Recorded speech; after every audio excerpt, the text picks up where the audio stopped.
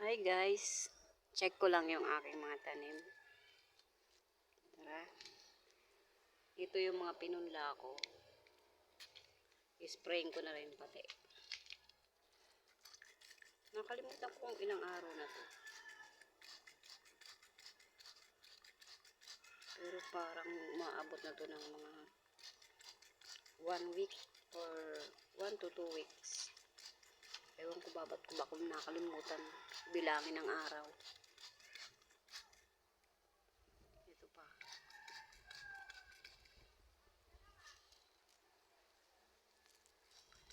Umaga, tanghali, hapon ko yan dinidiligan. Diyan naniniwala na kapag tanghaling tapat, bawal magdilig. Ba't nila ba nasasabing bawal magdilig pag tanghaling tapat? Dahil mapapasma daw ang halaman. Ako hindi ako naniniwala.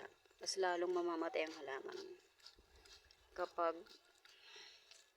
hindi man lang dinidiligan or lantang-lanta na. Ayaw man lang basain. So, dapat umaga, tanghali, hapon. Didiligan yan.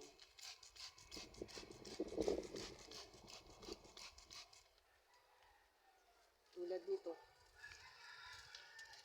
Ito kailangan may greenhouse talaga.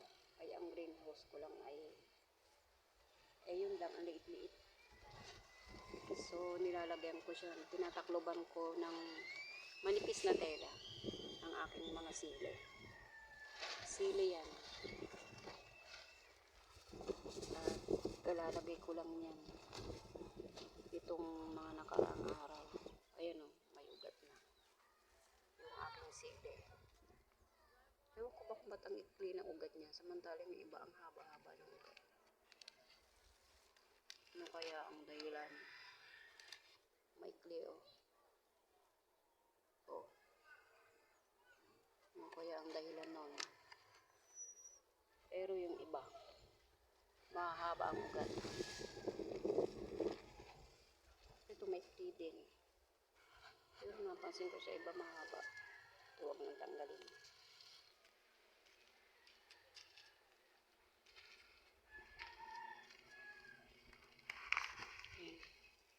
May ikli din to. Ano kaya ito mabuhay pa? Sana naman magtuloy. Yan. Unti pa lang na ililipat ko. Pero yung iba, parang naging bansot. Sobrang init kasi. Ito, nailipat ko na yung iba. Dati na andito sa maliliit na bote yung iba. Maliliit lang yan. Pero dito, nilagay ko na sa bote ng Wilkins ba to? Nag-commercial pa. Ito mga kamatis. Kaninang tanghali. Kinilig ko rin yan. Kailangan naman talagang diligin. Dapat laging fresh na fresh ang halaman. Ayun, isa lang tumubo. Nilagyan ko nga ulit yan ng mga buto eh. Kasi namatay yung iba. Siguro sa sobrang init. Namatay. Ito, papalitan ko na yan ng bago. Ang ilalagay ko ito.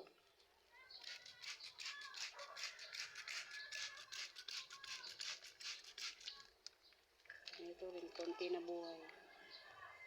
Paano? Hindi na asikaso. Tapos naglagay uli ako ng bagong punla ng nakaraan. Ay, kahapon pala. Naglagay ako ng bagong punla. Sana tumubo. Ang hirap maghalaman.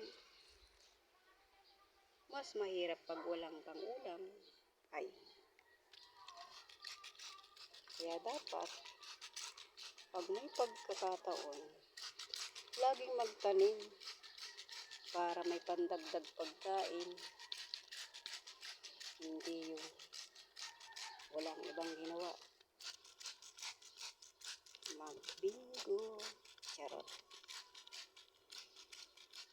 lang.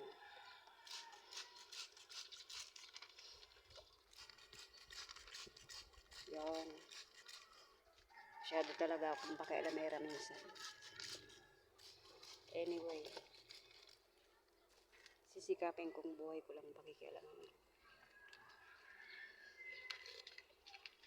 Kaya magtatanim na lang ako. Sana tumubo yung naitanim ko kahapon na boto.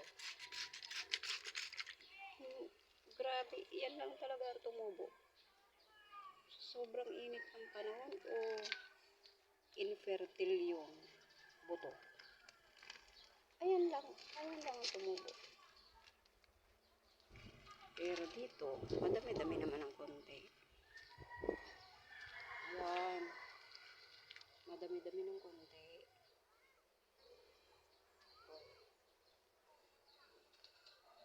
Wish ko lang, magsitubo lahat itong mga to.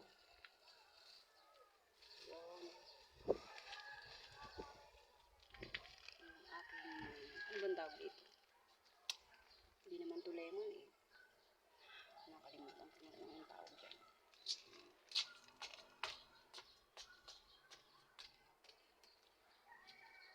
Ito, tumutubo na uli. Ginupit ko yan nung nakarang din. Pero ito, ang bagal pang tumubo.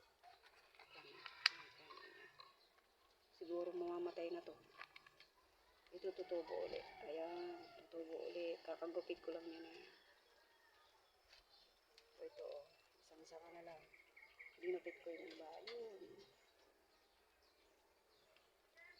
Magupit nga yan mamaya. Ngayon. Kung tataasin eh. Ayun tumataas. Yung aking mga halaman. Pag tumataas, pumapayat. Ewan ko nga baga. Parang may mali sa akin o doon sa fertilizer. Dinagdagan ko lang. Pero bakit ang payat?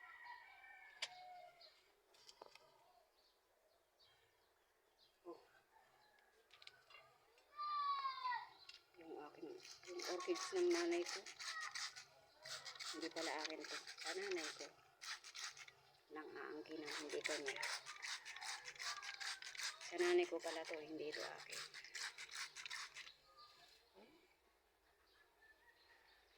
Yan. So, yan lang. Salamat ulit sa pagbisita sa aking channel. Thank you guys. Please like and subscribe. Salamat. Dahil na-appreciate nyo ang aking mga simpleng vlog. Thank you.